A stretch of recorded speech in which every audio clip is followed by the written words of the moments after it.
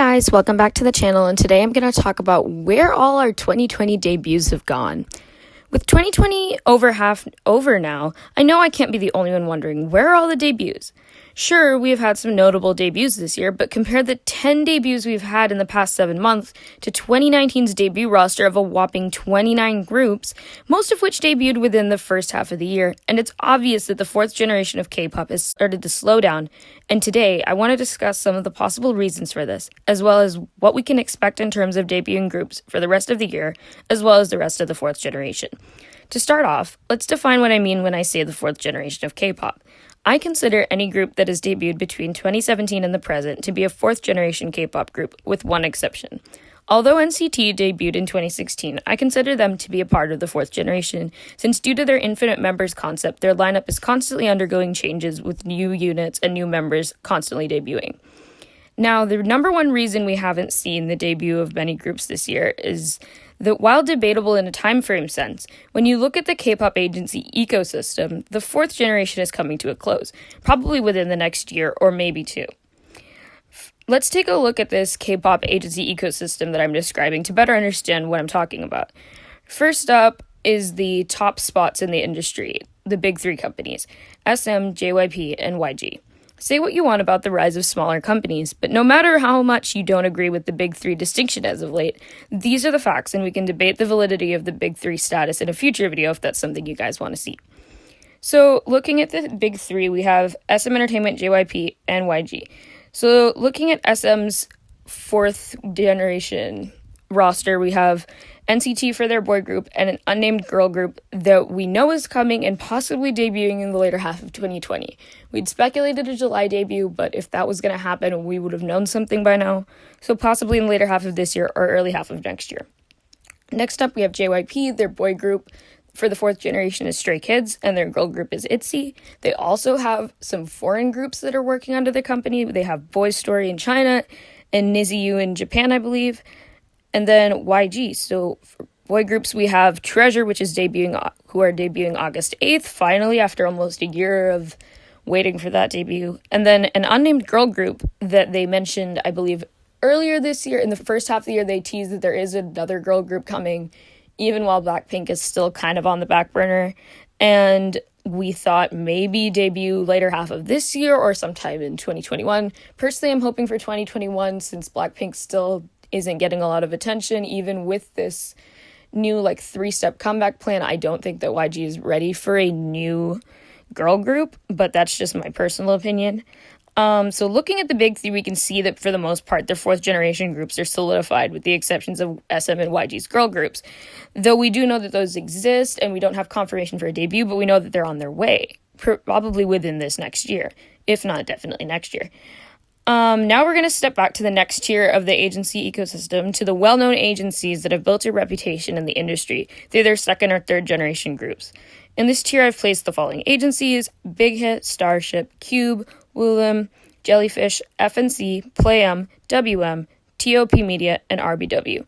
I didn't include important players like Pledis and Source Music, as they've been absorbed-ish by Big Hit. Basically, they're under Big Hit at this point. Even though we technically still hear the names thrown around, they're under Big Hit.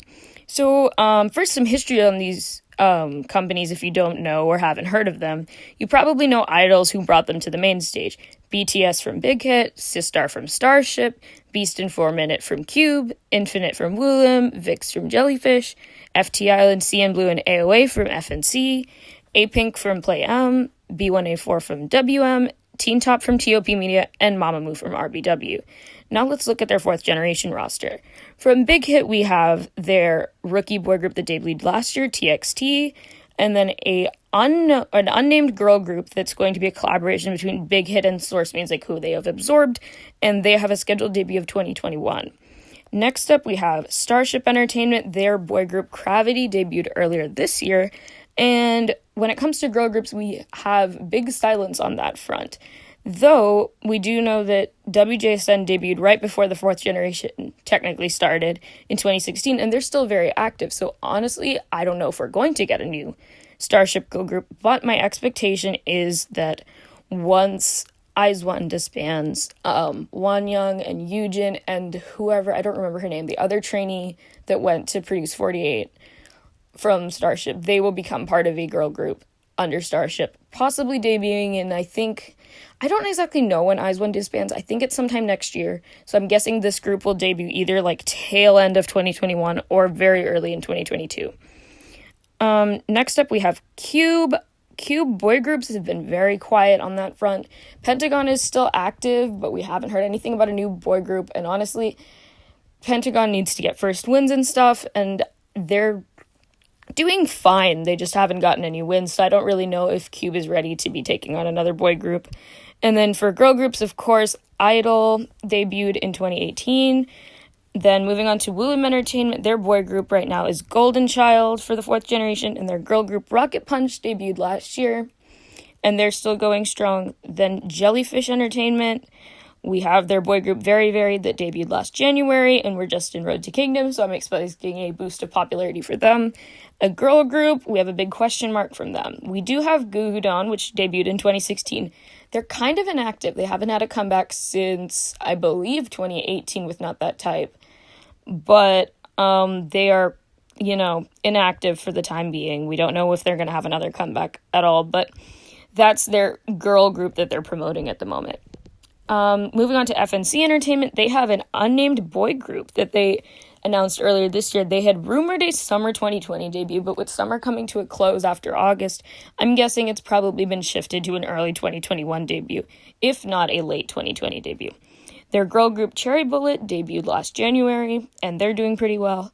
Moving on to Play M Entertainment, they do not have a boy group that's in the 4th generation, but Victon debuted in 2016, right before the 4th generation technically started, and they're still active, and they've been having a surge of popularity after Produce X 101, and so I'm guessing that Play M will be holding back on debuting another boy group, as Victon is still in their, golden years. And then Play M's girl group Weekly just debuted within the last month, and just to interlude here, I love Weekly's debut. I'm very excited for them. I think they have a very bright future ahead of them, so I'm really excited to see more from them. Next, we're going to move on to WM Entertainment. Their boy group ONF. We hadn't heard a lot from them. They've been kind of underrated for a long time, but after placing, I think they placed second on Road to Kingdom. They are going to probably see a big boost in their popularity, so I'm very excited to see where that goes. And then their girl group, we have another big question mark here. But as I said earlier with Starship, I'm guessing that we're going to see a post-IZ*ONE disbandment girl group, because Cheon is from IZ*ONE was under WM, and they also definitely have other female trainees, which we saw evidenced in Produce 48, as they sent other people other than Cheon to Produce 48, which means they probably also have some more back at the company. So I'm guessing a girl group debut from them late 2021, early 2022. Next, we have TOP Media. Their boy group MCND bust onto the scene earlier in 2020, and I'm very excited to see where they go. They've gained a monstrous amount of popularity for rookies, and I think they have a very bright future ahead of them. Girl group-wise, I don't think that we are going to see a girl group debut from TOP Media, because they have no history of girl groups, so they probably don't have female trainees. And this is definitely a possibility. Big Hit for a long time didn't have female trainees. Most of those came from Source Music, so not every company has both male and female trainees.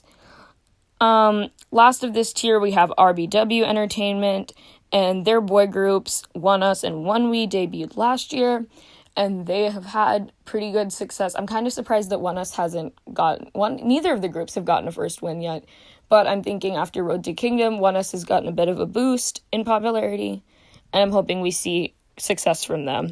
Girl groups, we don't know anything about RBW's girl groups. I don't think they sent anyone to Produce 48, so I don't know if they have female trainees, but Mamamoo's kind of peaking right now, so I think they are going to be fine on the girl group front for a while. So the next tier is a special circle of up-and-coming agencies that I put together. So the formation of this tier is interesting because it was spurned by an immense explosive popularity of the Produce 101 survival show from Mnet and the groups that debuted from it. While most of the Season 1 winners that debuted as IOI came from agencies that I listed in the previous tier, They also put agencies like MNH and Fantasio on the map as agencies to watch. After season 2, however, 101's debut brought a wave of new companies to the table, after a majority of members came from smaller agencies, namely Brand New Music, C9, and Maru.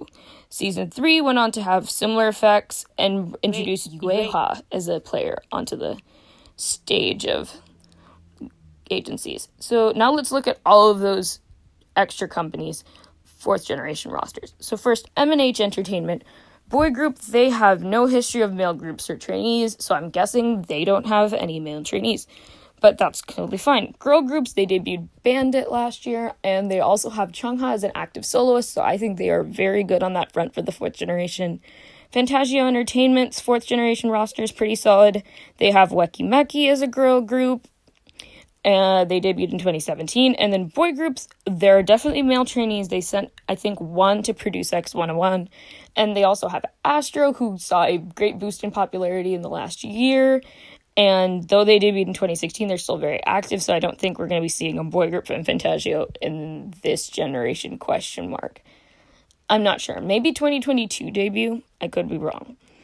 Brand New Music. They have 2 boy groups rolling around right now. They have AB6 that debuted last year, and then BDC that debuted this year.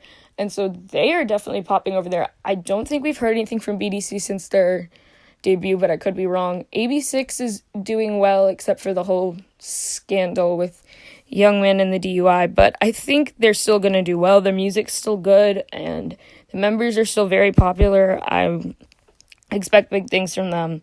Girl group-wise from Brand New Music, is a big question mark. I have no idea.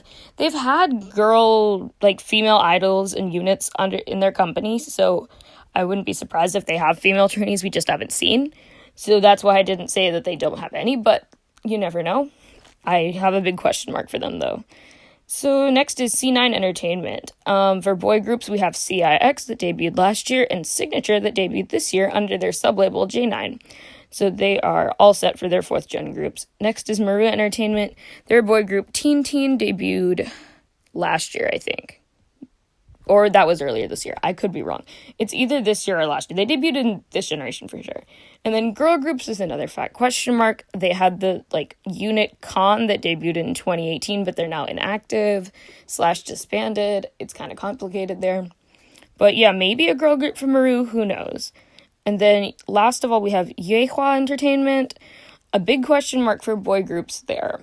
But they have Woods under that company. At least I'm pretty sure he's still under that company. I know he was because he was a member of Unique. But I think he went to Produce X101 as a trainee under Yueha last year.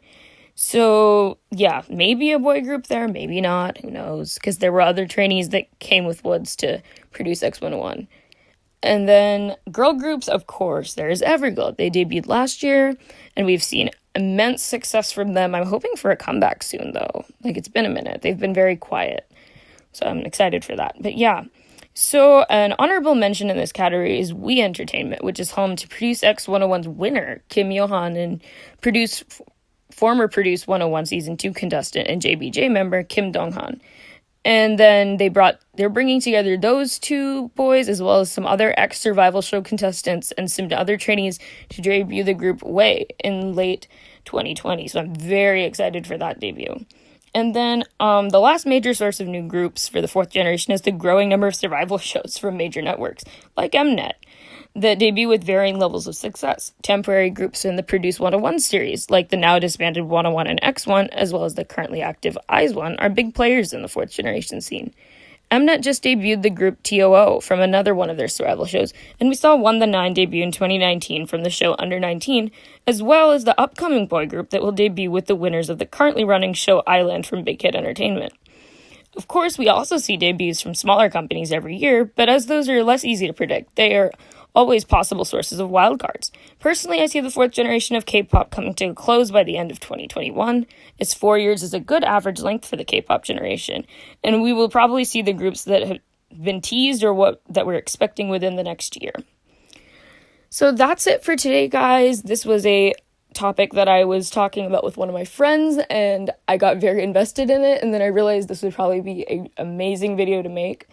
So I'm very glad I got to make this, and I'm sorry I've been gone for so long. I'm excited to be back. I have so much to share with you guys.